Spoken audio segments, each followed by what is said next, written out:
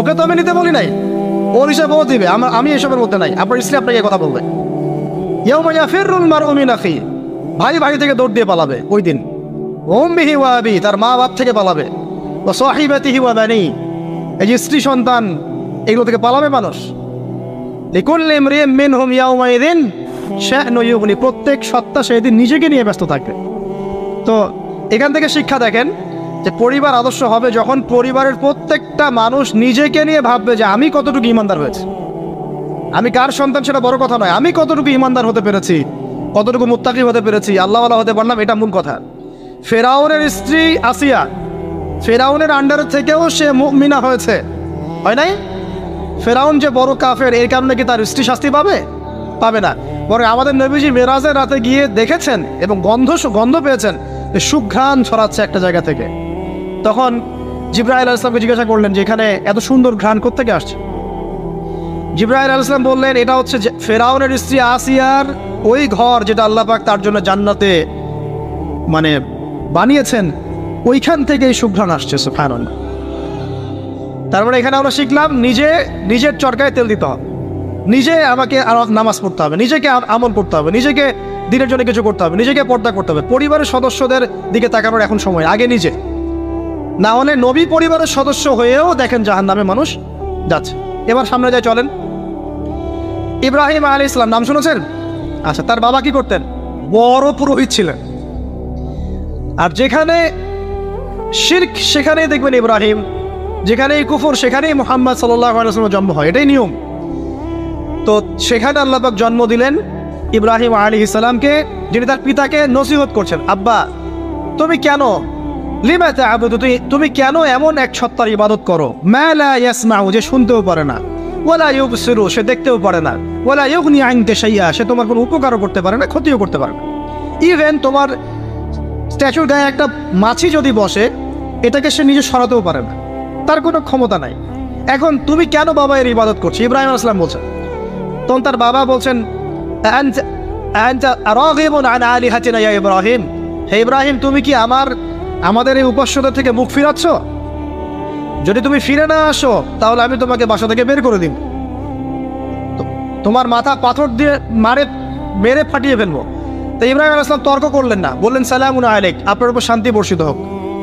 এই বলে তিনি বাসা থেকে বের হয়ে গেলেন। খেয়াল করে দেখেন, যুবক ছেলে ইব্রাহিম সে তার পিতাকে দাওয়াত দিল, তার পিতা একজন বড় শিরকের কারিগর, যে তার দাওয়াত কবুল করলো না। কিন্তু ইব্রাহিম আলাইহিস সালাম কিন্তু মিথ্যার সাথে সত্যের আপোষ করলেন না। তিনি প্রয়োজনে একা চলে গেলেন বাড়ি থেকে, তারপরেও আল্লাহর আনুগত্য ছাড়লেন না। পরিবারের হেদায়েত এখানে নাই, আছে। আরো সামনে যান, ইব্রাহিম আলাইহিস সালামের একজন স্ত্রীর নাম কি? হাজেরা, আরেকজনের নাম কি? সারা। সারা আলাইহিস সালাম থাকেন ওই যে শামে, প্যালেস্টাইন। আর হাজেরা আলাইহিস সালামকে রেখে আসা হয়েছে কোথায়? মক্কায়, এই যেখানে জামজাম কূপ তৈরি হলো।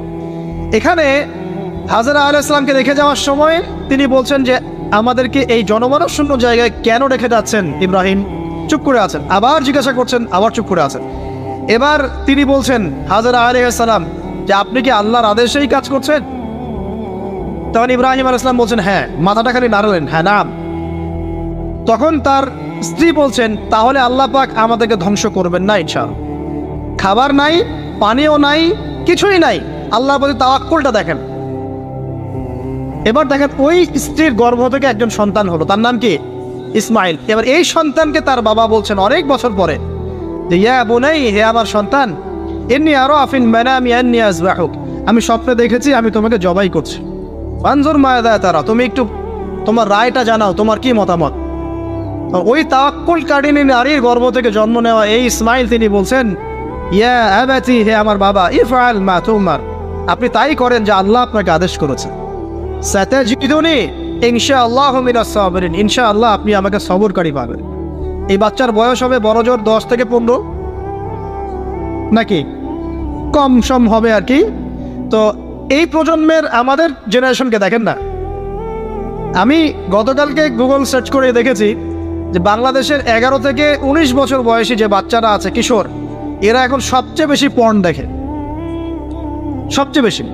এবং কলেজ পড়ুয়াদের, স্কুল কলেজ পড়ুয়ার মধ্যে 77%ই পর্ন দেখে। এবং ইন টোটাল হিসাব করে দেখা যায় বাংলাদেশে 92% মানুষ পর্ণাসক্ত, মানে পর্ণাসক্ত না হলেও পর্ন দেখে। তো ওই যে কিশোর ইসমাইলের চেতনা দেখেন আর আমাদের এই যুব সমাজের চেতনা দেখেন, পার্থক্যটা করেন আপনি, তাহলে বুঝতে পারবেন কিভাবে রেভলিউশন হয়েছে ইসলামের, এখন কেন হচ্ছে না আপনি নিজেই বুঝতে পারবেন। আমাদের কারণেই হচ্ছে না। আসেন এবার এই সন্তানকে যে জবাই করার ঘটনা, আল্লাহ পাক হাদিয়া পাঠালেন, তাকে জবাই করতে হলো না, এখান থেকে আমরা কুরবানির ঈদ পালন করছি, তাই না? আচ্ছা, এখানে আমি পরিবারের হেদায়েত হিসেবে এটা ফাইন্ড আউট করছি আপনাদের জন্য যে যদি পরিবারের নারীরা হয় এই হাজরা আলাইহিস সালামের মতো সহনশীলা, সবরকারিণী এবং তাওয়াক্কুলকারিণী, তখনই গিয়ে তাদের গর্ভ থেকে ইসমাইলের মতো সন্তান জন্ম হবে ইনশাআল্লাহ। যাদেরকে আল্লাহর জন্য কুরবানি করতে চাইলে তারা বলবে কোনো সমস্যা নাই, প্রয়োজন আল্লাহর জন্য কুরবান হয়ে যাও। তো এখানে কার ভূমিকা বেশি, বাবার না মায়ের? তাকে কিন্তু তার বাবা মানুষ করেননি, তার বাবা ওইখানে থাকেন সিরিয়ায়, শামে, মাঝে মাঝে আসা যাওয়া করেন। তার বেশিরভাগ সময় তাকে প্যারেন্টিং কে করেছে? তার মা। ওই মায়ের গর্ভ থেকে এমন সন্তান আশা করা যায়? তো এখনকার এই সিরিয়াল দেখা মেয়েদের গর্ভ থেকে এমন সন্তান আশা করা যায়? এখনকার ওইসব মেয়েদের গর্ভ থেকে আশা করা যায় এটা স্বামী দিতে পারলে সে খুশি, দিতে না পারলে অসন্তুষ্ট, বেজার? স্বামীকে প্রেশার দিতে দিতে, মানসিক কষ্ট দিতে দিতে স্বামীকে বুড়া বানায় ফেলে দিস। আমাদের নবীজি দোয়া করতেন আল্লাহর কাছে, আল্লাহ আমি এমন স্ত্রী থেকে তোমার কাছে আশ্রয় চাই যে আমাকে বৃদ্ধ হওয়ার আগেই বুড়ো বানায় ফেলবে। বৃদ্ধ হওয়ার আগেও স্ত্রী চাইলে স্বামীকে বুড়া বানাতে পারে। দেখা যায় অনেক সময় অনেক পরিবার স্ত্রীদের মানসিক টর্চারের কারণে স্বামীরা স্ট্রোকের শিকার হয়, রোগ ব্যাধির শিকার হয়, হার্ট স্ট্রোক করে, হাই প্রেশারের শিকার হয়, পেরেশান, দিনের জন্য কাজ করা তো দূরের কথা, দুনিয়া সামলাতে তার সারাদিন চলে যায়। এই নারীরা কি হাজরা আলাইহিস সালামের মতো? যখন এমন নারীরা ঘরে ঘরে তৈরি হবে তখন দেখবেন আদর্শ পরিবার ঠিকই গঠিত হবে। চান তো বিয়ে করলে এই ধরনের মেয়েকে করবেন। রূপের সৌন্দর্য দেখে, টাকা পয়সা দেখে আর অন্যান্য বিষয়গুলো দেখে এত বেশি ইমপ্রেসড হওয়ার দরকার নেই। আপনি দেখবেন দিনদারিতা আছে কিনা, এবং দিনদারিতা কিন্তু শুধু বোরখার মধ্যেই থাকে না। আপনাকে কথা বলে প্রশ্ন উত্তরের মাধ্যমে পাত্রী দেখার সময় এগুলো যাচ করতে হবে।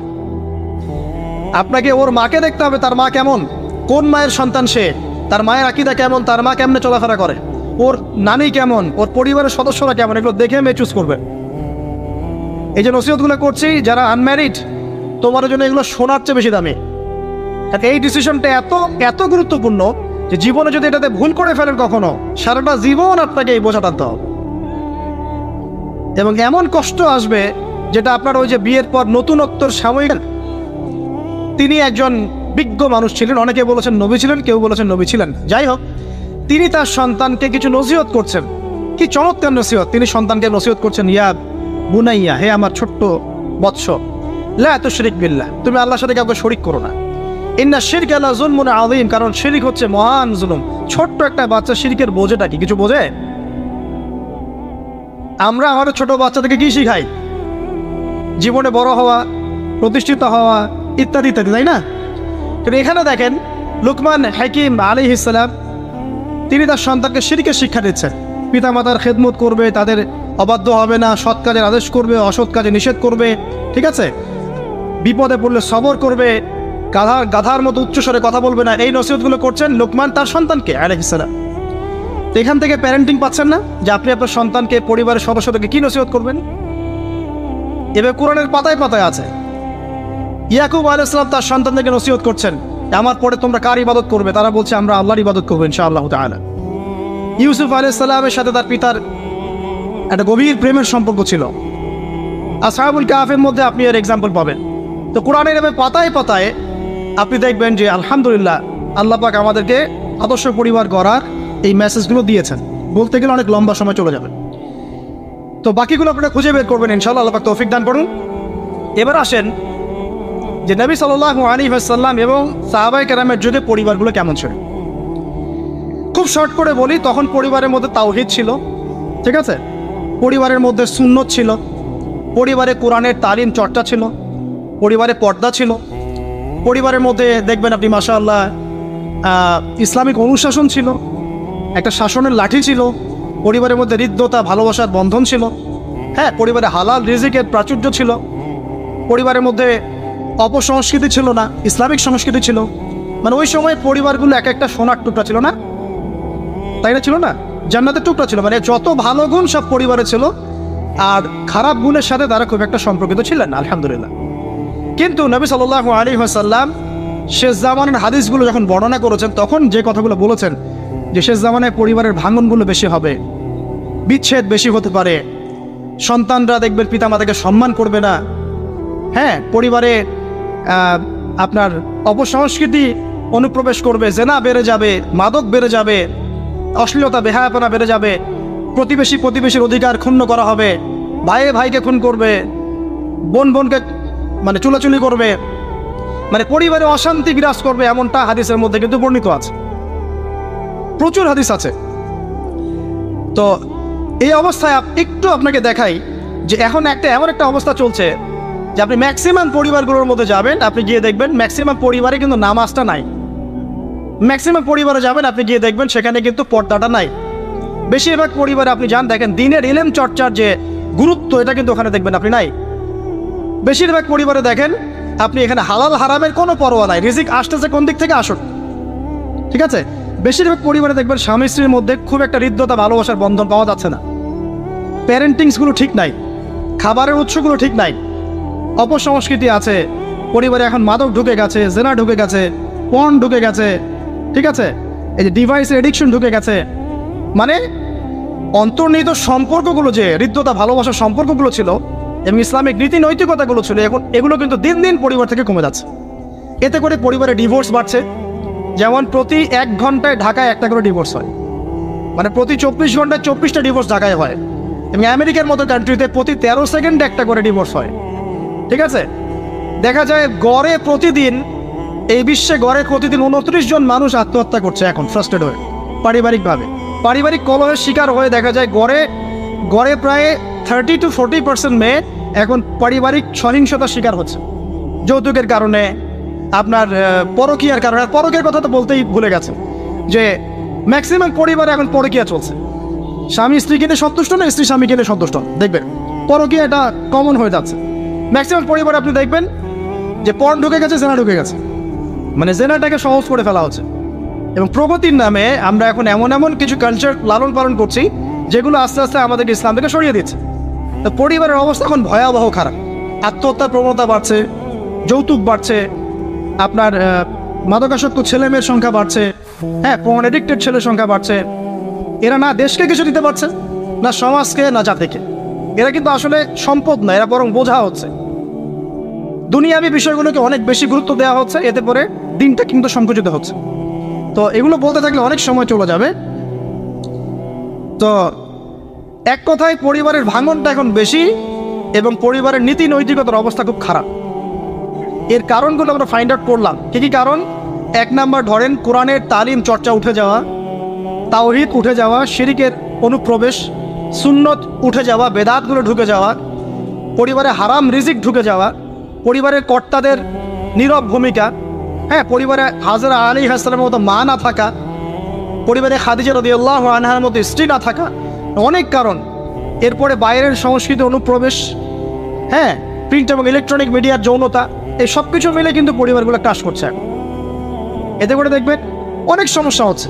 যৌতুক টৌতুক তো বললাম, সবচেয়ে বড় কথা আপোষের যে মিল মহব্বত, ওয়াজআলা বাইনাকুম মাওয়াদ্দাতা ওয়া রাহমা, এটা আস্তে আস্তে কমে যাচ্ছে। পরিবার যখন এরকম ভাঙনের শিকার হচ্ছে, তখন দেখবেন সমাজের মধ্যে স্ট্যাবিলিটি নষ্ট হচ্ছে এবং এই সমাজগুলোতেই আপনি কখনো আদর্শ রাষ্ট্র কায়েম করতে পারবেন না। এখন আসেন, জাস্ট এখান থেকে আমি আলোচনার শেষের দিকে যাব অল্প সময়, যে আমরা এখন কি কি কাজ করলে কিভাবে স্টার্ট করব আর কিভাবে আমরা এটাকে সলভ করতে পারি। এই সলিউশনটা 2 রকম। 1 নম্বর হচ্ছে যারা অলরেডি পরিবারে ঢুকে গেছেন তাদেরকে অন্য জায়গা থেকে শুরু করতে হবে। মানে যারা অলরেডি পরিবারে ঢুকে গেছেন আপনাদেরকে তওবা করে ফিরে এসে আবার শুরু করতে হবে। আর যারা পরিবারে এখনও ঢোকেন নাই, আপনারা এখনও সৌভাগ্যবান। এখন থেকে যদি আপনারা এই নসিহতগুলো মেনে চলতে পারেন, ইনশাআল্লাহ আপনার পরিবারটা 8-10টা পরিবারের মতো হবে না ইনশাআল্লাহ। প্রথমে বলি তাদের কথা, যারা পরিবারে ঢুকে গেছি আমরা, তাদের কাজ কি? তাদের প্রথম কাজ হচ্ছে ঠান্ডা মাথায় বিশ্বের পরিস্থিতি, সমাজ দেশের পরিস্থিতিগুলো নিয়ে চিন্তা করা, ঠান্ডা মাথায়, যে হচ্ছেটা কি আসলে। যখন দেখবো যে না আসলে ভালো কিছু হচ্ছে না, খারাপ হচ্ছে, তখন আপনার ভুলটা কোথায় সেটা আপনাকে ফাইন্ড আউট করতে হবে। আপনার ভুলটা কোথায় ছিল? আপনি এমন কাউকে বিয়ে করেছেন যে ফ্যামিলিস্ট, আপনি এমন একটা পরিবার গঠন করেছেন যেখানে আপনি কোরআনটা চালু করতে পারেন নাই, সবাই নামাজ পড়ছে না, সবাই পর্দা করছে না, হ্যাঁ, নিয়মিত তালিম হচ্ছে না। এখন আপনার কাজ কি? আগে তওবা করে ফিরে এসে আপনি জ্ঞান চর্চা শুরু করেন। আপনি নিজে রোল মডেল হয়ে দেখান, জ্ঞান চর্চা করে, আমল করে, পর্দা করে, ইসলামের জন্য কিছু করে একটা রোল মডেল স্থাপন করে দেখান, দেখিয়ে পরিবারকে আহ্বান করেন যে তোমরাও এদিকে আসো। এবং আপনার যত ক্ষমতা আল্লাহ পাক দিয়েছেন পরিবারে, অর্থনৈতিক ক্ষমতা বা স্বামী হিসেবে ক্ষমতা, বাবা হিসেবে ক্ষমতা, এটা আপনি পরিবারে প্রয়োগ করে পরিবারটাকে লাইনে আনার চেষ্টা করেন। এরপরে চেষ্টা করতে করতে করতে করতে যদি কোনো কাজই না হয় শেষ পর্যন্ত, অ্যাটলিস্ট আপনি আপনার দায়িত্ব পালন করেছেন। এখন তাদের ভার আল্লাহর হাতে ছেড়ে দেন, আপনি আপনার কবরের ফিকির করেন, ব্যাস। যার যার হক তাকে তাকে দিয়ে দেন, নিজের হকটা আল্লাহর কাছে চেয়ে নেন। আর দ্বিতীয় হচ্ছে তারা যাদের পরিবার এখনো শুরু হয়নি, আপনারা কিভাবে স্টার্ট করবেন? প্রথমে বলবো, জ্ঞান চর্চা এখনই করে নেন, জ্ঞান অর্জনটা এখনই করে নেন। পরিবার গঠন হয়ে গেলে অনেক রেসপন্সিবিলিটি আসবে, তখন ডিফিকাল্ট। তো জেনারেল লাইনে পড়া, ইসলামিক পড়া একটা ব্যালেন্স করেন। আমি বলছি না জেনারেল পড়া ছেড়ে দেন, আমি এটা কখনো বলি নাই। ওটা পড়াশোনা করেন, ইসলামিক পড়াশোনাগুলো করেন, একটা ব্যালেন্স করেন। করে আপনি 5 ওয়াক্ত নামাজ শুরু করেন, আল্লাহ রাস্তায় সময় লাগান, কোরআন তেলাওয়াত করেন, আলেম ওলামার সোহবতে যান, হ্যাঁ, আত্মশুদ্ধিমূলক কাজ করেন, সমাজ কল্যাণমূলক কাজ করেন।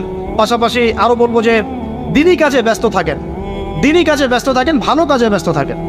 এভাবে নিজের ভিতরটাকে আগে পরিশুদ্ধ করে নেন। এরপর আপনি একটা হালাল রিজিকের চেষ্টা করেন, একটা হালাল পবিত্র রিজিক হোক, সেটা কৃষিকাজ। লজ্জার কিচ্ছু নাই, কৃষিকাজ লজ্জার কোনো প্রফেশন নয়, গর্বের প্রফেশন। কারণ আল্লাহ পাক বহু নবীকে রাখালি করিয়েছেন, পশুপালন করিয়েছেন, জানেন?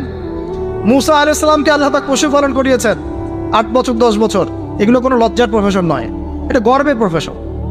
আপনি হালাল রিজিক, অর্থনীতি হোক, আপনার কৃষিভিত্তিক হোক, বা ব্যবসা করেন হালাল কোনো, বা গভর্নমেন্ট জব, বড় বড় গভর্নমেন্ট জবের জন্য ট্রাই করেন, সেটাও ভালো।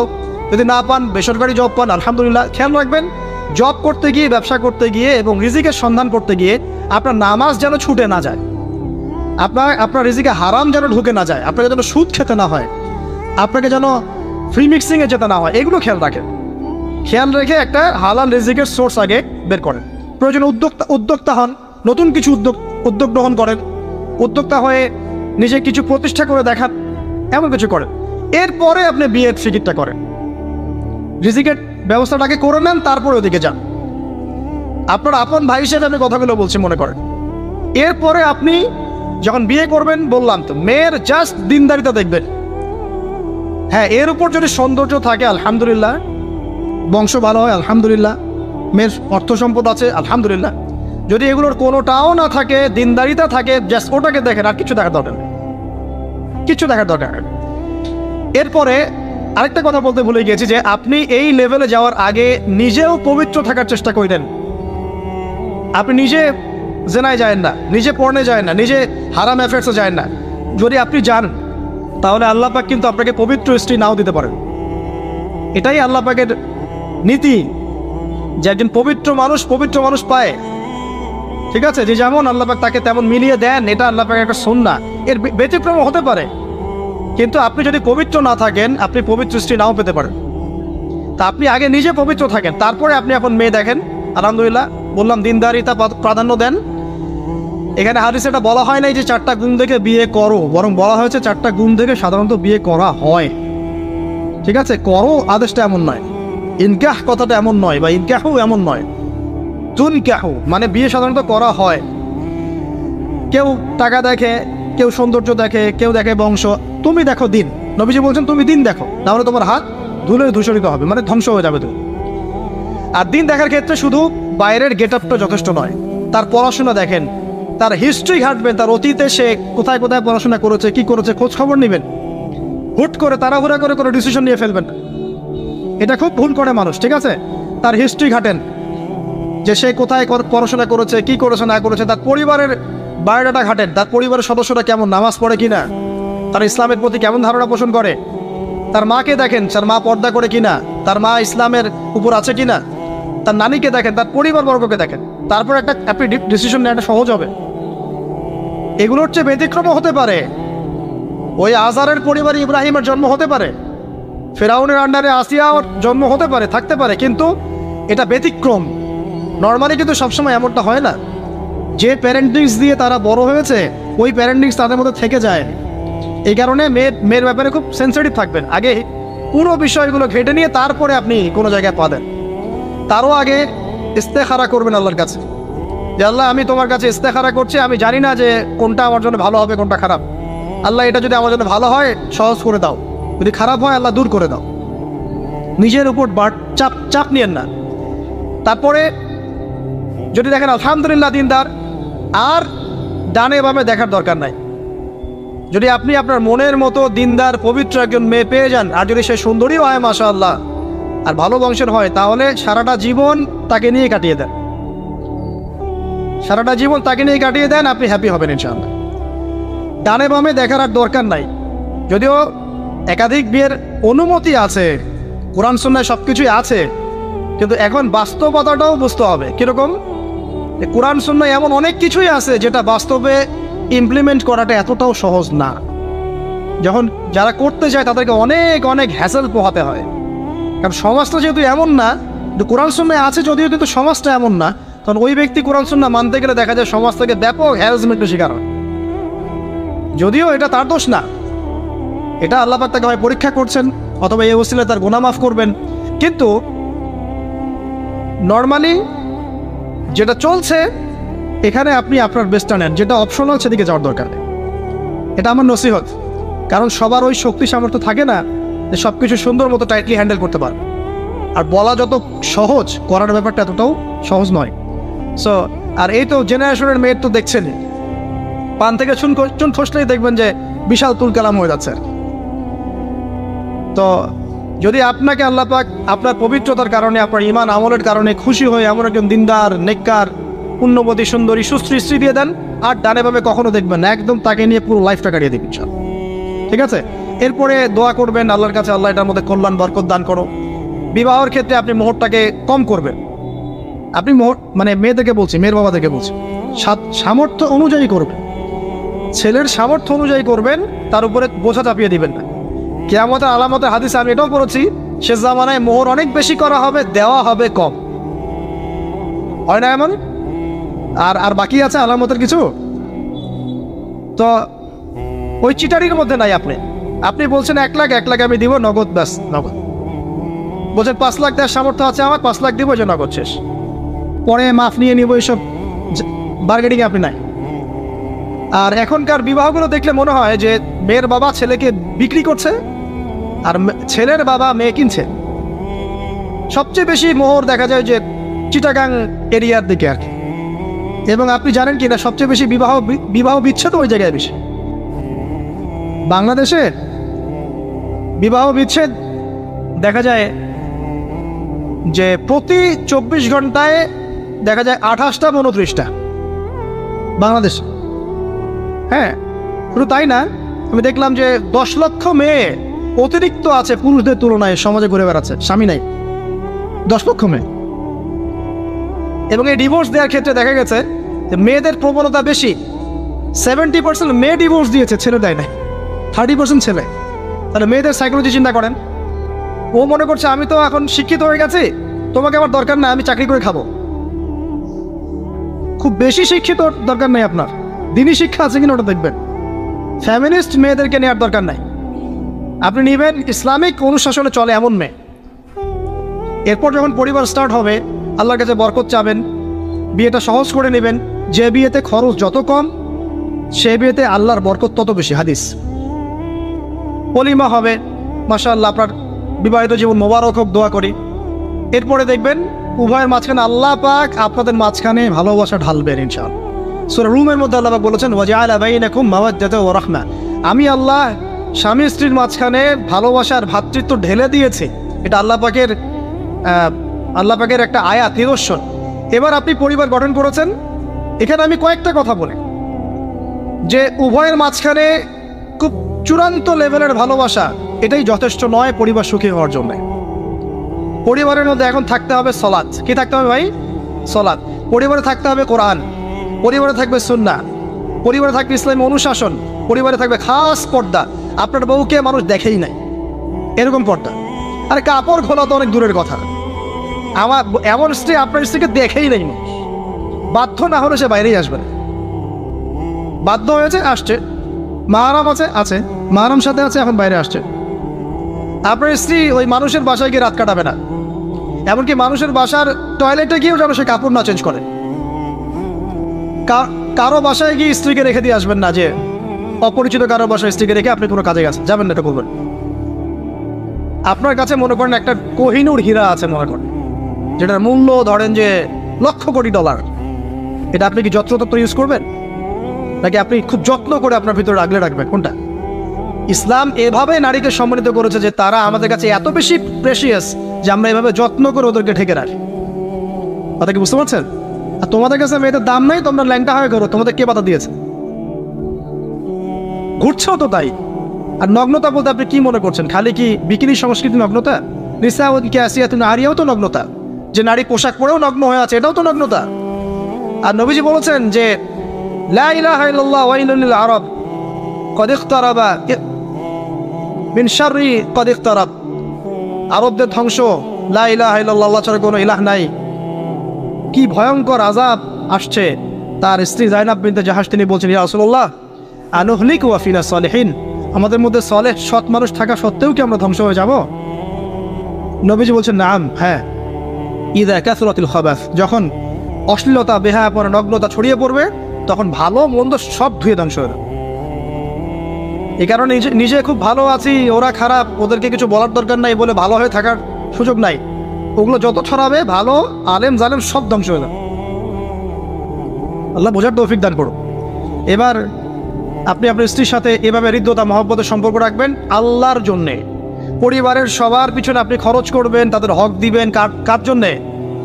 পরিবার বর্গের কারো কাছে কিছু পাওয়ার আশায় না।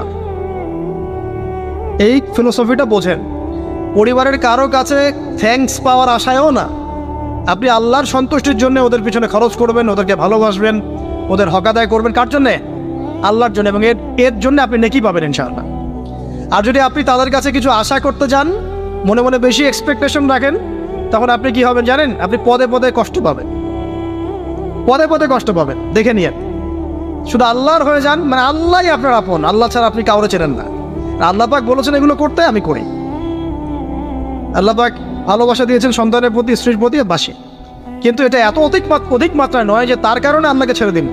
বা স্ত্রী সন্তান যদি আল্লাহর পথে চলার ক্ষেত্রে বাধা দেয়, আল্লাহকে ছাড়তে পারবো না, প্রয়োজন ওদেরকে ছাড়তে পারবো, এরকম থাকবে বিষয়টা। ঠিক আছে?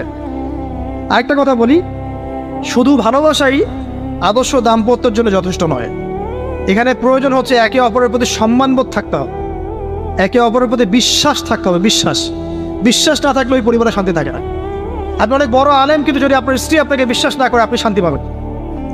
আপনি জানছেন আপনি ইনোসেন্ট, আপনি অনেস্ট, কিন্তু আপনার পরিবারের সদস্য, আপনার স্ত্রী আপনাকে বিশ্বাস করছেন, তখন আপনি পরিবারে সুখ পাবেন না।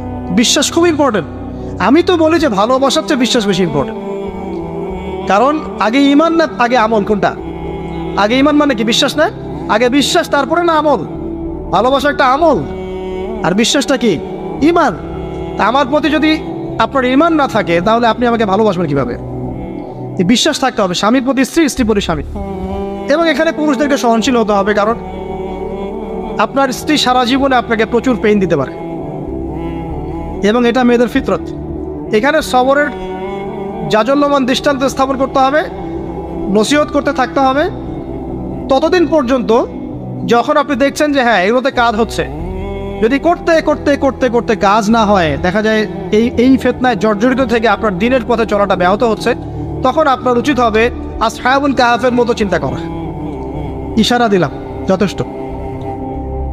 পরিবারে পর্দা থাকবে, সন্তান হবে, এখন আলহামদুলিল্লাহ সন্তানদেরকে প্রতিপালন করবেন ওই যে মা হাজেরা তার মতো, ওই যে আপনার কি বলবো, রাসূলুল্লাহ সাল্লাল্লাহু আলাইহি ওয়াসাল্লামের সাহাবায়ে কেরাম তাদের মতো করে।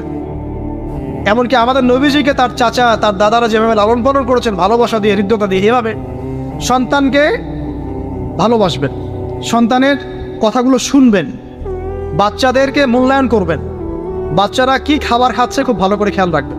বাচ্চা নেওয়ার সময় বা বাচ্চা নেওয়ার চেষ্টা করার সময় দোয়া পড়বেন, এবং সবসময় সেজদায় নামাজে দোয়া করবেন পরিবারের জন্য, বাচ্চাদের জন্য। আল্লাহ আমার পরিবারের উপর শান্তি দাও, বাচ্চাদেরকে ভালো মানুষ বানাও।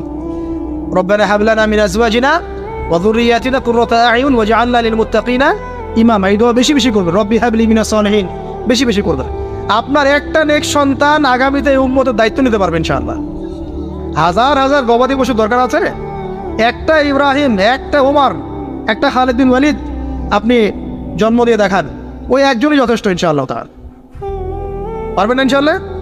সন্তানের কথা শুনতে হবে। প্যারেন্টিংস একটা বই আছে, বাজারে পাওয়া যায়, কিনে নেন। ওখানে প্যারেন্টিংসের অনেক টিপস আছে। সন্তান কি খাচ্ছে, কার সাথে মিশছে, কোন বন্ধুর সাথে খেলছে, আপনার কোন স্কুল কোন কলেজে পড়ছে, এগুলো খেয়াল রাখতে হবে।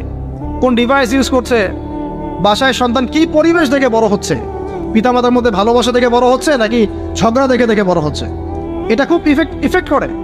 সবচেয়ে বড় কথা, সন্তানকে পিছন থেকে আপনাকে বুস্ট আপ করতে হবে।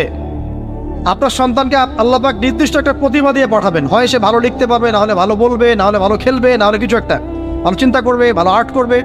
ওর প্রতিভাকে ওর উপরে চাপিয়ে দিবেন না। ওর যে প্রতিভা আছে ওই প্রতিভা অনুযায়ী তাকে বেড়ে উঠতে দেন। হাতের আঙ্গুলগুলোকে জোর করে করে টেনে সোজা করার দরকার নাই, আঙ্গুল ভেঙে যেতে পারে। আঙ্গুলকে বাড়তে দেন। ওকে আল্লাহ পাক একটা রং দিয়েছে, একটা প্রতিভা দিয়েছে, ওকে বিকশিত হতে দেন। ওর গন্ধটা আমরা যেন পাই, ওর গন্ধ পরিস্ফুটিত হতে দেন। ওকে চাপ দিবেন না। এখনকার পরিবারে প্রচুর চাপ, দেখবেন যে সন্তানের পিতামাতারা চাপ দিতে দিতে সন্তান আত্মহত্যা করে ফেলছে, করছে না? রেজাল্ট খারাপ হলো, কি চাপ, কি করলি সারা জীবনে, এসএসসিতে এ প্লাস পাইতে পারলি না, বেচারা গলা আটকাইতে মরে গেল। কি হয়েছে? এসএসসিতে রেজাল্ট খারাপ হয়েছে তো কি হয়েছে? জীবনে এটাই সব কিছু? একটা না হয় দুর্ঘটনা ঘটে গেছে জীবনে, তাকে জীবনে নষ্ট হয়ে গেছে নাকি? পিতামাতার চাপের কারণে, এই যে চাকরি পাইস না, সারা জীবন ধরে খাওয়াইলাম পড়াইলাম, চাকরি করতে পারিস না, আমাদেরকে দেখতে পারিস না, চাপ দিতে দিতে বেচারা এখন মাদকের দিকে। পরিবারের চাপ নিতে পারে না, ওই যে মাদকের কাছে গিয়ে শান্তি খুঁজতেছে। তারপরে ওই যে পতিতালয়ে গিয়ে শান্তি খুঁজতেছে, ওই গার্লফ্রেন্ডের কাছে শান্তি খুঁজতেছে। তো পরিবার থেকে চাপের এই সংস্কৃতি বন্ধ করতে হবে। পরিবারের সন্তানদেরও পিতামাতাকে চাপ দেওয়া উচিত নয়, পিতামাতার উচিত নয় সন্তানকে চাপ দেওয়া, বরং তার প্রতিভাটাকে ফাইন্ড আউট করে আপনি বিচক্ষণ বাবা হিসেবে আপনি দেখবেন যে তার প্রতিভা কোন দিকে আছে, সেদিকে আপনি তাকে নিয়ে যান। আর যদি আপনি আল্লাহওয়ালা হন, দেখবেন ইনশাআল্লাহ তার প্রতিভা ইসলামের দিকেই থাকবে ইনশাআল্লাহ। ইমাম বুখারীর মায়ের কথা শোনেন নাই? তার মা সারাদিন কান্নাকাটি করে দোয়া করতো, আল্লাহ আমার ছেলেটাকে দিনের জন্য কবুল করো, আমার ছেলেটাকে দিনের জন্য কবুল করো। তার চোখের সমস্যা ছিল, তিনি চোখে ভালো করে দেখতে পারতেন না। মায়ের দোয়ার বদৌলতে আল্লাহ একটা চোখের সমস্যা দূর করে দিয়েছেন। এখন ইমাম বুখারী রাহিমাহুল্লাহর কিতাব সবাই পড়ছে না? একজন মায়ের তাড়না দেখেন, মা সন্তানের জন্য দোয়া করবে, আল্লাহ আমার সন্তানটাকে দিনের জন্য কবুল করো। বাবা দোয়া করবে, আল্লাহ আমার বাচ্চাটাকে দিনের জন্য কবুল করো। এই যে বাবা নূহের তাড়না দেখেন, ইব্রাহিম আলাইহিস সালামের তাড়না দেখেন, রব্বি হাবলি মিনাস সালিহিন, আল্লাহ আমাকে সুসন্তান দান করো। চাপ দিয়েন না, সন্তানের প্রতিভা অনুযায়ী আপনি তাকে বিকশিত হতে দেন। ইনশাআল্লাহ দেখবেন একদিন সে আপনার মুখ উজ্জ্বল করবে ইনশাআল্লাহ। আর চাপ দিলে কি হবে জানেন? অকালেই ঝরে পড়বে, অকালে ঝরে পড়বে, ওর মাইন্ডটা বিক্ষিপ্ত হয়ে যাবে, তখন পরিবার থেকে তার একটা দূরত্ব সৃষ্টি হবে। ওই সুযোগ শয়তান নিবে, খারাপ বন্ধুর পাল্লায় পড়বে, আয় গাঁজা একটা টান দে, আয় একটু ইয়াবা খা, একটু এটা কর সেটা কর, আস্তে আস্তে দেখবেন হারাই গেছে অন্ধকার জগৎ। অন্ধকার জগৎ একবার হারাই গেলে আর ফিরে পাবে না। এদিকে প্র্যাকটিক্যাল কথা না ভাই। মেয়েকে চাপ দিবেন, দেখবেন যে বেঁকে বসছে। যদি ছোটবেলা থেকে মেয়েকে আপনি সুন্দর হিজাব পোশাক তরবিয়ত দিতে পারেন, এই মেয়ে বড় হয়ে ইনশাল্লাহ বেলাইনে যাবে না। কিন্তু ছোটবেলা থেকে ওকে যদি আপনি নায়িকাদের মতো মানুষ করেন আর বড় হয়ে পস্তাবেন, আমার মেয়ে কেন ছেলের হাত ধরে পারা গেল। তো এখানে এই ব্যক্তির সমস্যা ছিল এই, সে নিজের আমলটাকে অনেক ভারী মনে করছিল এবং সে স্টেটমেন্ট দিয়ে ফেললো যে তোকে আল্লাহ পাক মাফ করবে না। এই একটা কথা মন থেকে বলার কারণে তার ইহকাল পরকাল দুটা বরবাদ হয়ে গেল, সে জাহান্নামে চলে গেল। ঠিক আরেক ব্যক্তির ঘটনা আছে এমন, এগুলো সবগুলো রেফারেন্স আছে। এক ব্যক্তি প্রচুর ইবাদত করত, আল্লাহ পাক তার ইবাদত করার জন্যে পাহাড়ের চূড়ায় একটা সুন্দর ব্যবস্থাও করে দিয়েছিলেন। সেখানে ডালিম গাছ হতো, ঝর্ণা আসতো, খাবারের কোনো অভাব নাই। হাদিসে এসেছে 500 বছর সে ইবাদত করেছে। কত বছর? কিয়ামতের মাঠে এই ব্যক্তির অবস্থা এমন হবে, তাকে জান্নাতে প্রবেশ করানোর জন্য নিয়ে যেতে বলা হবে যাও আমার রহমতে জান্নাতে চলে যাও। আল্লাহ পাক তাকে এই কথাটা বলবেন, কিন্তু এই ব্যক্তি বলবে আমার আমলের কারণে আল্লাহ পাক বলবেন আমার রহমতে জান্নাতে চলে যাও। ব্যক্তি বলবে আমার আমলের কারণে। আল্লাহ রাব্বুল আলামিন তখন তাকে দেওয়া সমস্ত নেয়ামতগুলোকে এক পাল্লায় করবেন, আর তার সমস্ত আমলকে আরেক পাল্লায় করবেন। একটা চোখের যে নেয়ামত আল্লাহ পাকের, সমস্ত আমল ও 500 বছরের ইবাদত এতটুকু হয়নি। তারপর তাকে বলা হবে ওকে জাহান্নামে নিয়ে যাও। এবার জাহান্নামে যাওয়ার সময় সে বলবে, আল্লাহ তোমার রহমতে আমাকে মাফ করে দাও। তখন আল্লাহ পাক তাকে আবার ডেকে নিয়ে আসবে, বলবেন যে তোমাকে যে আমি ইবাদত করার জায়গা করে দিয়েছিলাম, এটাকে তুমি নিজে করেছো না আমি করেছি? সে বলবে আপনি করেছেন। তোমাকে যে আমি সৃষ্টি করেছিলাম, তখন কি তুমি কোনো আমল করেছিলে? বলবে না। তাহলে তোমাকে যে সৃষ্টি করেছি আমি, এটা কি তোমার আমলের কারণে? না। তোমাকে সারা দুনিয়াতে এত নিয়ামত দিয়েছি, এটা কি তোমার আমলের কারণে? সে বলবে না। তখন তাকে জান্নাতে প্রবেশ করানো হবে। কিয়ামতের মাঠে এমন অনেক ঘটনা ঘটবে যেটা আমাদের চিন্তার বাইরে। আরেকজন ব্যক্তিকে ডেকে আনা হবে, যে ব্যক্তি একটা দুটা নয় বরং 100টা খুন করেছে। সে 99 জন মানুষকে হত্যা করার পর ফতোয়া খুঁজে বেড়াচ্ছিল যে আমার তওবা কবুল হবে কিনা। একজন আবেদের কাছে গিয়েছে। আবেদ আর আলেম কিন্তু এক জিনিস না। আবেদ মানে যে প্রচুর ইবাদত করে, তার জ্ঞান কম, সে শুধু জানে কিভাবে ইবাদত করতে হয়। আলেম হচ্ছে সে যে শরীয়তের গভীর জ্ঞান জানে, আবার ইবাদতও করে। আবার যারা জ্ঞান আছে আমল নাই, সেও কিন্তু প্রকৃত আলেম না। প্রচুর জ্ঞান আছে কিন্তু জ্ঞান অনুযায়ী আমল করে না, সেও কিন্তু প্রকৃত আলেম নন। এবার আসেন তো, এই আবেদের কাছে গিয়ে সে বলছে আমার কি ক্ষমা হবে? আমি 99টা খুন করেছি। সে বলল তোমার আবার ক্ষমা? তোমার ক্ষমা নাই। তখন এই ব্যক্তি এই আবেদকে হত্যা করে 100টা খুন পূর্ণ করল, ওকেও সে মেরে ফেলছে। আমার ক্ষমাই হবে না তো তোর বেঁচে থাকার কি দরকার, তুইও মর। এই ব্যক্তির মধ্যে একটা চেতনা তৈরি করলেন যে আমাকে তওবা করতে হবে। সে তখন সার্চ করতে লাগলো আরও কোনো আলেম আছে কিনা। এরপর অনেক দূরে একজন আলেমের সন্ধান পাওয়া গেল। সে সেখানে গেল, তাকে গিয়ে বলল আমার কি ক্ষমা হবে? সে আলেম তাকে বলল হ্যাঁ, তোমারও ক্ষমা হতে পারে। যাও তুমি ইস্তেগফার করো এবং এই এলাকা থেকে অন্য এলাকায় চলে যাও। মানে যে এলাকায় তুমি অনেক দিন ছিলে, যেখানে তুমি অনেক পাপ কাজ করেছো, এখানে থাকার দরকার নাই। তওবা করে তুমি অন্য কোথাও চলে যাও, নতুন একটা জীবন শুরু করো। এখানে থাকলে হবে কি, তোমার স্মৃতিগুলো তোমাকে তাড়িয়ে বেড়াবে এবং মানুষ তোমাকে খারাপ নজরে দেখতেই থাকবে, তুমি তখন কষ্ট পাবে। এই জন্য তুমি চলে যাও। তো চলে যেতে যেতে সে রাস্তায় ইন্তেকাল করে।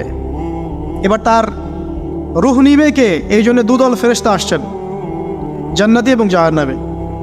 তাদের মধ্যে বাক বিতরটা হচ্ছে কে রূহ নিয়ে যাবে। তো জাহান্নামের ফেরেশতারা বলছেন সে এতগুলো খুন করেছে, তার রূহটা আমরা নিব। আর জান্নাতি ফেরেশতারা বলছেন না, সে তওবা করতে এসেছিল, অতএব সে আল্লাহর অভিমুখী হয়েছে, তার রূহটা আমরা নিব। আল্লাহ পাক এখানে একটা কৌশল করলেন। আল্লাহ পাক ফেরেশতাদেরকে বললেন তোমরা রাস্তাটাকে পরিমাপ করে দেখো, যেদিকে যাচ্ছিল তার পরিমাপ বেশি নাকি যেখান থেকে এসেছে ওর পরিমাণ বেশি। আল্লাহ পাক জমিনকে আদেশ করলেন হে জমিন তুমি প্রশস্ত হয়ে যাও। এবার পরিমাপ করে দেখা গেল সে তওবার দিকে আসছিল, এর পরিমাণটা বেশি। এই একটা কাজের ওসিলা আল্লাহ পাক তাকে মাফ করে দেবেন। মনে রাখবেন এটা মৌখিক বিষয় ছিল না, সে মন থেকে ভিতর থেকে কিন্তু সে আল্লাহর প্রতি অনুগত হয়েছিল। এই মনের বিষয়টা আল্লাহ ছাড়া কেউ জানে না। আপনি দেখতে পারেন সমাজে অনেকে দাড়ি টুপি পাগড়ি জুব্বা সব লাগিয়ে ঘুরছে, তো বিশ্বাস করেন তাদের মনটা এমনও হতে পারে যে জানোয়ারের চেয়েও কুৎসিত, তেমনও হতে পারে। আবার আপনি দেখবেন সমাজে এমন অনেক মানুষ ঘুরছে যারা হয়তো অনেক পাপে লিপ্ত মনে হচ্ছে, কিন্তু মনের মধ্যে সততা আছে। আর যার মনের মধ্যে সততা আছে, আল্লাহ পাক কোনো না কোনো দিন ইনশাআল্লাহ তাকে হেদায়েত দেবে। এটা আমরা আমাদের অভিজ্ঞতা থেকেও দেখেছি। এমন অনেক মানুষকে আমরা দেখেছি যে ড্রাগ অ্যাডিক্টেড ছিল, মিউজিক করেছে,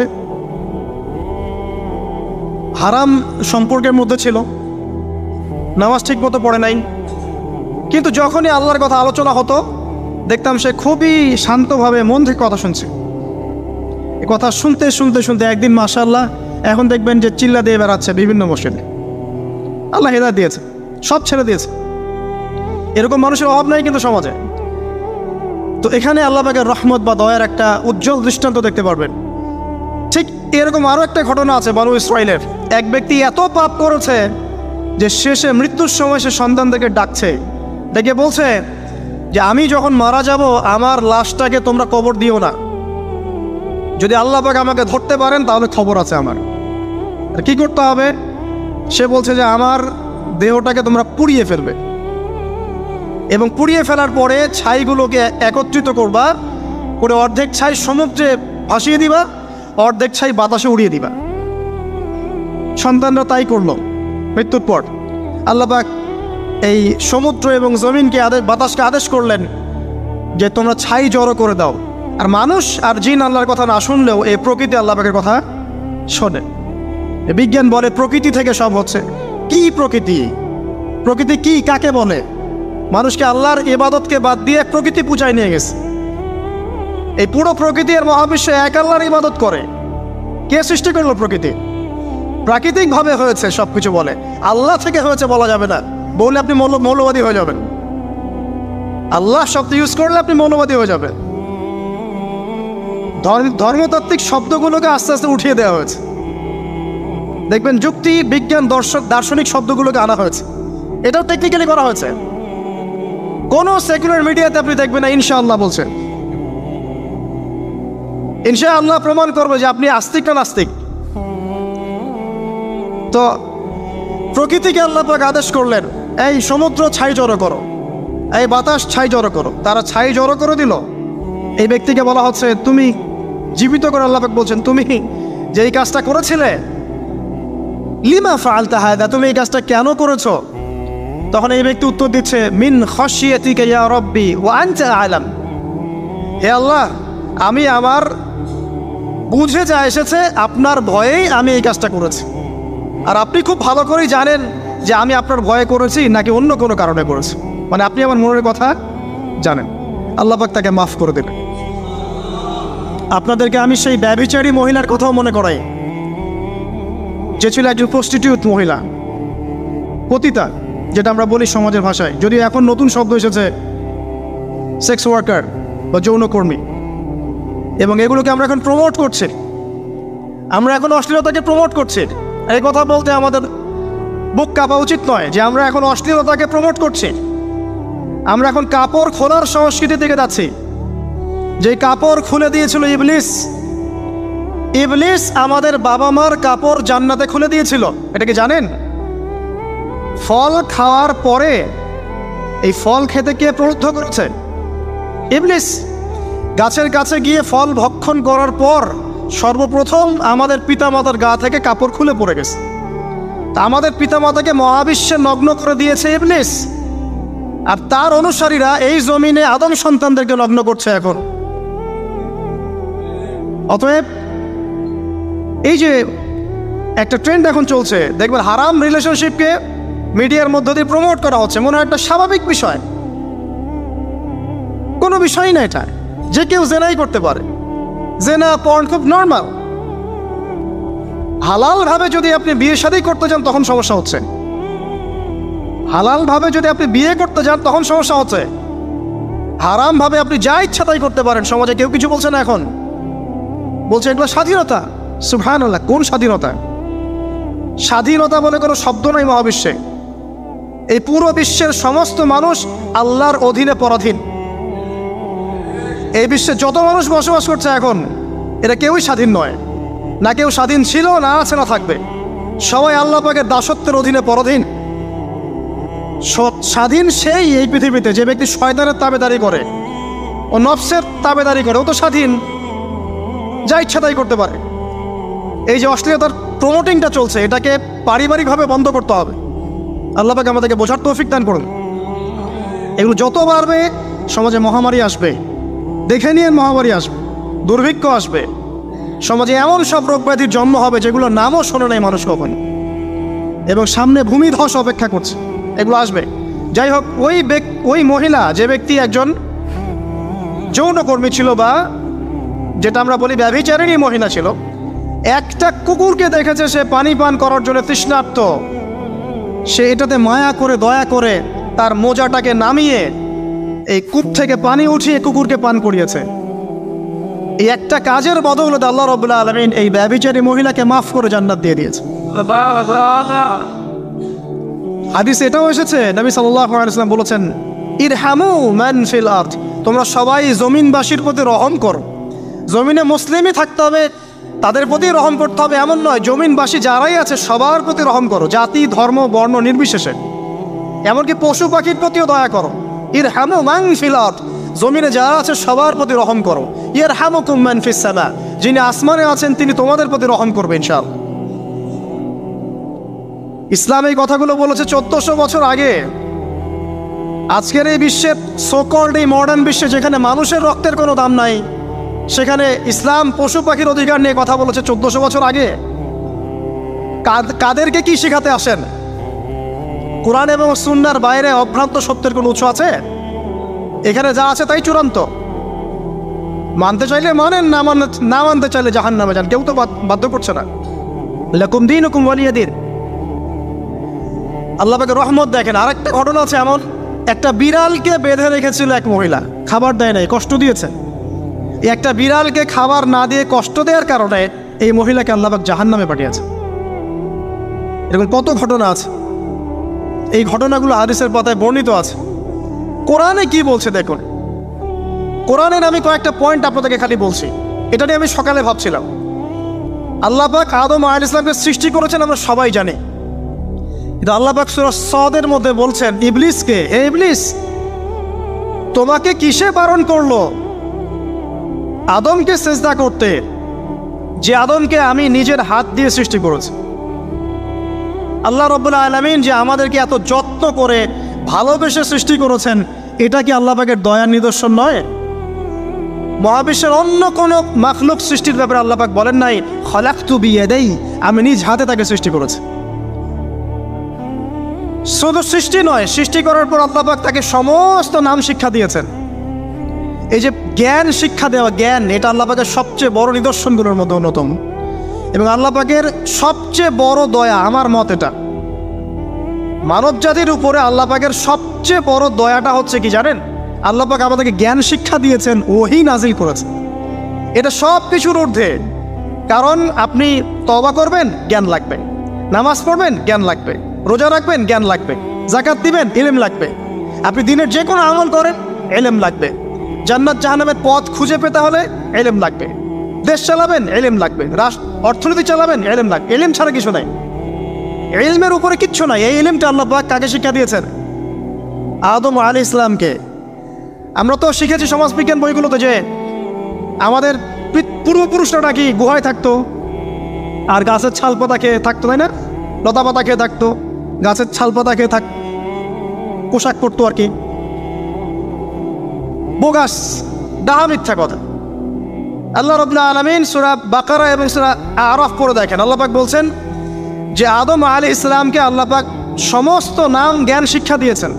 মহাবিশ্বের যে প্রয়োজনীয় জ্ঞানগুলো আছে সেগুলো আল্লাহ পাক আদমকে শিখিয়েছেন আলাইহিস সালাম।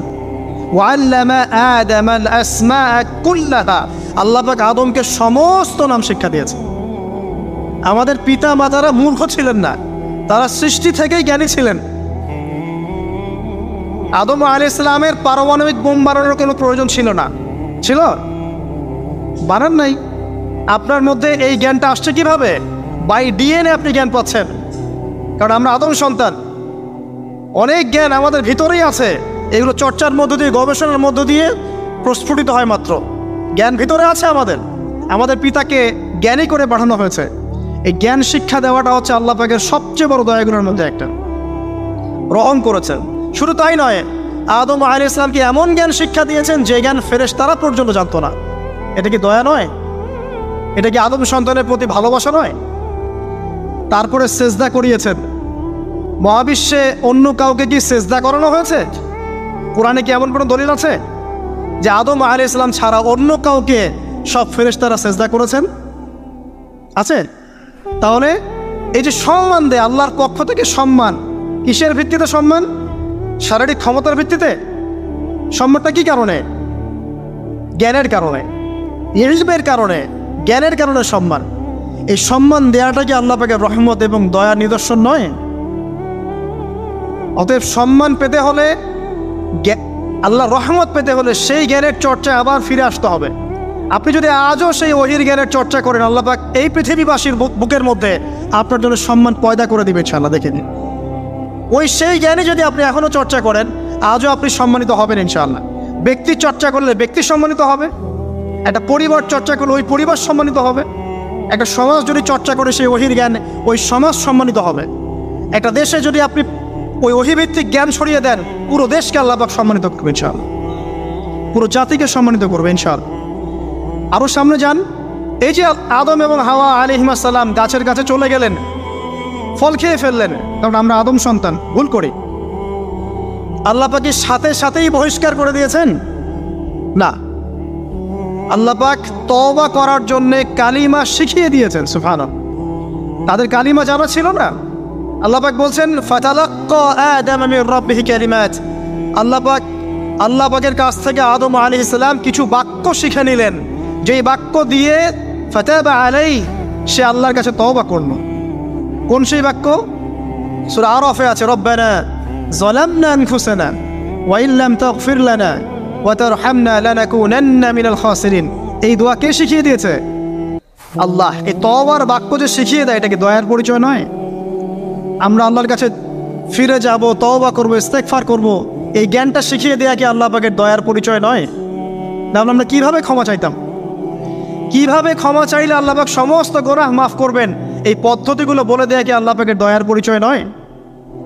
তারপর সামনে যান, পৃথিবীতে নামিয়ে দিয়ে আল্লাহ পাক ক্ষান্ত হয়ে যাননি। আল্লাহ রাব্বুল আলামিন আসমান থেকে হেদায়েতের গ্রন্থ পাঠিয়েছেন, বলেছেন এই গ্রন্থের মধ্যে যা আছে মেনে চললে তোমরা আবার জান্নাতে ফিরে আসবে ইনশাআল্লাহ। আল্লাহ পাক আদম এবং হাওয়া আলাইহিস সালাম এবং আদম সন্তান সবাইকেই সৃষ্টি করেছেন, উদ্দেশ্য হচ্ছে আল্লাহ পাক আমাদেরকে জান্নাত দিতে চান। আল্লাহ পাক চান যে আমরা যেন জান্নাতে যাই। যদি আমরা জান্নাতে যেতে না পারি পরকালে, একটা কারণে যেতে পারবো না, অনলি একটা কারণ, সেটা হলো আমাদের নিজের দোষে। একটা কারণ, যারা জাহান্নামে যাবে মানুষ এবং জিনদের মধ্যে, নিঃসন্দেহে মহাবিশ্বে তারা ছাড়া জাহান্নামে যাওয়ার উপযুক্ত কেউ ছিল না। ও জাহান্নামে যাওয়ার উপযুক্ত ছিল বলেই আল্লাহ পাক তাকে জাহান্নামে পাঠাবেন। আর যারাই জান্নাতে যাবে প্রত্যেকেই শুধু আমলের বদৌলতে যাবে না, বরং আল্লাহ পাকের রহমতেই যাবে। আল্লাহ পাকের রহমত যাদের উপরে বর্ষিত হবে তারাই জান্নাতে যাবে ইনশাআল্লাহ। কে আমল দিয়ে যেতে পারবে না। যত আমলই করি বলা যাবে না এই আমলের বদৌলতে জান্নাতে যেতে পারবে। আল্লাহ পাক দয়া না করলে হবে না। আল্লাহ পাক চান যে আদম সন্তান যেন জান্নাতেই যায়। এই কারণেই সৃষ্টি করা, এই কারণেই আপনার ওহীভিত্তিক গ্রন্থগুলো পাঠানো, এই কারণে নবী রাসূল পাঠানো, আলেম ওলামা সৃষ্টি করা, মানুষকে সতর্ক করা, হায়াত দেয়া, বারংবার জীবনে চলতে ফিরতে আপনাকে অ্যালার্ম করা হয়, আল্লাহর পথে ফিরে আসেন, আল্লাহর পথে ফিরে আসেন। অ্যালার্ম করা হয় না? বিপদ দিয়ে আপনাকে অ্যালার্ম করা হয় আল্লাহর পক্ষ থেকে। আপনি চলতে পথে হোঁচট খান, আল্লাহ আপনাকে অ্যালার্ম দেন, ফিরে আসো। চলছেন বিপথে, আল্লাহ পাকে অ্যালার্ম দেন, ফিরে আসো। আল্লাহ পাকের পক্ষ থেকে কিন্তু এগুলো আসে। অদ্ভুত একটা হাদিস বললাম, অদ্ভুত বলতে বলছি অ্যামেজিং হাদিস, যে একজন সাহাবী বলছেন, সালমান রাদিয়াল্লাহু আনহু, তিনি বলছেন যে যখন মুমিনের উপর বিপদ আপদ বালা মুসিবত আসে, তখন মুমিনের এই বিপদ আপদ বালা মুসিবত রোগ শোকের বদৌলতে আল্লাহ পাক তার গুনাহগুলোকে মাফ করে দেন এবং তার মর্যাদাকে বাড়িয়ে দেন, এবং সে আল্লাহর দিকে ফিরে আসার অনুশোচনা করার সুযোগ পায়। আর যখন কাফের মুশরিক বা ফাসিক মানুষকে এইসব রোগ ব্যাধি, বিপদ আপদ বালা মুসিবত ঘিরে ধরে, তার দৃষ্টান্ত সেই উটের ন্যায় যে উটটাকে তার মালিক বেঁধে রেখেছে, এরপর ছেড়ে দিয়েছে। সে উটটা বুঝতেও পারলো না কেন তার মালিক তাকে বেঁধে রাখলো আর কেনই বা তাকে ছেড়ে দিল। কথাটা কি বুঝতে পারছেন? যারা আল্লাহ দ্রোহী, তাদের উপর যখন বিপদ আপদ বালা মুসিবত আসতে থাকে, তারা বুঝে না যে কি জন্য আসলো আর কেন চলে গেল।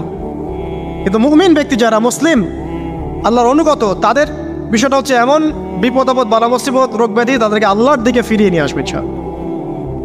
দেখুন, এই যে পৃথিবীতে নামিয়ে দেয়া, এরপর আল্লাহর পক্ষ থেকে ঐশী গ্রন্থগুলো পাঠানো, নবী রাসূল পাঠানো, আলেম ওলামা পাঠানো, আপনাকে হায়াত দেয়া, আপনাকে রিজিক দেয়া, এই শ্বাস নেওয়ার ক্ষমতা দেয়া, আপনাকে জ্ঞান বুদ্ধি দেয়া, বিবেক দেয়া, যে আমি তার পাশে লাউ গাছ উৎপন্ন করলাম। কোন গাছ? খেতে পারেন এর শাক এবং এই যে ফল, এটার মধ্যে নিঃসন্দেহে এমন এমন কিছু উপাদান আছে যেটা হয়তো আমরা জানিও না, আবিষ্কার করা হয়নি। তিনি সুস্থ হয়ে গেলেন আলহামদুলিল্লাহ। কোথায় যাবেন? যে কোনো জায়গায় যান। নবী ঈসা আলাইহিস সালামকে চতুর্দিক থেকে আক্রমণ করছে ইহুদিরা। আল্লাহ রাব্বুল আলামিন তাকে এমন হেফাজত করলেন, তার কাছে তাকে উঠিয়ে নিলেন। এটা কি দয়ার পরিচয় নয়? এই যে একটু আগে তেলাওয়াত করলো শুরুর আগে নবী মূসা আলাইহিস সালামের ঘটনা। বনু ইসরাইল একটার পর একটা অবাধ্যতা করেই গেছে। আল্লাহ পাক তারপরেও তাদের কাছে নবী পাঠিয়েছেন, নবী মূসাকে পাঠিয়েছেন। ফিরআউনের মতো জালেম শাসকের হাত থেকে বনু ইসরাইলকে আল্লাহ পাক উদ্ধার করেছেন। এটা কি দয়ার পরিচয় নয়? নবী মূসা আলাইহিস সালাম গাছের নিচে বসে আছেন, খাবার নাই, বাসস্থান নাই, কিচ্ছু নাই, বরং তার গায়ে একটা অপবাদ দেওয়া হয়েছে যে তিনি নাকি একজন মানুষকে খুন করেছেন। অথচ তার ইন্টেনশন সেটা ছিল না। তিনি একটা ঘুষি দিয়েছেন লড়াই থামানোর জন্য, ওই এক ঘুষিতেই সেই ব্যক্তি ডেড। এবার তিনি গাছের নিচে বসে দোয়া করছেন, রব্বি ইন্নী লিমা আনজালতা ইলাইয়া মিন খায়রিন ফাকির। আল্লাহ, আমি নিঃস্ব অসহায় হয়ে এখানে বসে আছি, তুমি আমার উপর তোমার যে রহমত পাঠাবে আমি তার ভিখারি হয়ে বসে আছি। দোয়া করার সাথে সাথেই ওই শুআয়ব আলাইহিস সালামের মেয়ে হেঁটে হেঁটে চলে আসলো। তিনি স্ত্রী পেলেন, তিনি শ্বশুর পেলেন, একজন নবী পরিবার পেলেন, বাসস্থান পেলেন, চাকরি পর্যন্ত পেলেন। 8 বছর তিনি রাখালি করেছেন শুআয়ব আলাইহিস সালামের ফার্মের মধ্যে। দয়া মুহূর্তেই চলে আসবে, শুধু আল্লাহর দিকে অভিমুখী হলেই হয়, এগুলো দয়া। আইয়ুব আলাইহিস সালামের কথা মনে আছে না? দীর্ঘদিন রোগে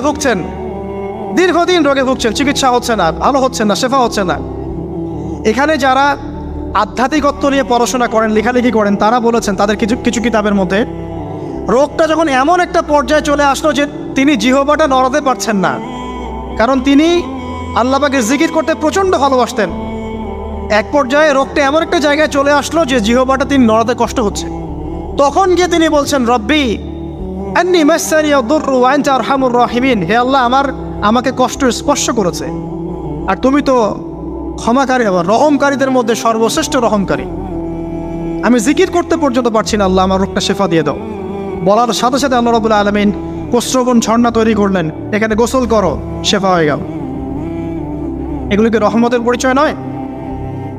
এখানে এক শ্রেণীর স্কলার এমনও বলেছেন, আজকে আমরা যারা বাহ্যিক সৌন্দর্য নিয়ে বেশি গর্ব করি আর কি, আত্মিক সৌন্দর্যের চাইতে বাহ্যিক সৌন্দর্য নিয়ে যারা বেশি গর্ব করি, যদি আল্লাহ পাক আমাদের পোশাকটাকে পরিবর্তন করে দেন, আত্মাটাকে দেহের পোশাক দেন আর দেহটাকে আত্মার পোশাক বানায় দেন, তাহলে দুর্গন্ধে কি আমাদের সামনে আসতে যাবে না। কথা মানে বুঝতে পারছেন না? আইয়ুব আলাইহিস সালামের আত্মাটা ছিল পবিত্র, পরিশুদ্ধ, তার দেহের মধ্যে রোগ হয়েছিল। আর এই পুরো বিশ্বের ম্যাক্সিমাম লোকের মানুষের রোগ এখন আত্মায়, দেহে নয়। আবার বলছি, হয়তো বুঝতে পারছেন না। আইয়ুব আলাইহিস সালামের রোগটা হয়েছিল দেহে, বাইরে। তার আত্মা ছিল পবিত্র, পরিশুদ্ধ আত্মা। দেহের রোগের একটা পর্যায়ে যখন জিহ্বাটায় ইফেক্ট হলো, তখন জিকির করতে তার কষ্ট হচ্ছে, তখন তিনি দোয়া করছেন, আল্লাহ আমার এই রোগটাকে শেফা দিয়ে দাও। আর এখনকার পুরো জেনারেশন, এই সভ্যতার রোগ হচ্ছে ভিতরে, আত্মায়। দেহের রোগের চাইতে তার আত্মার রোগটা বেশি। এখন এই আত্মাটাকে যদি দেহ বানিয়ে দেওয়া হয় আর দেহটাকে আত্মার পোশাক পরিয়ে দেওয়া হয়, দুর্গন্ধে কেউ সামনে আসতে চাবে না এখন। তাই আইয়ুব আলাইহিস সালামের সেই দোয়া এখন আমাদের বেশি করা উচিত।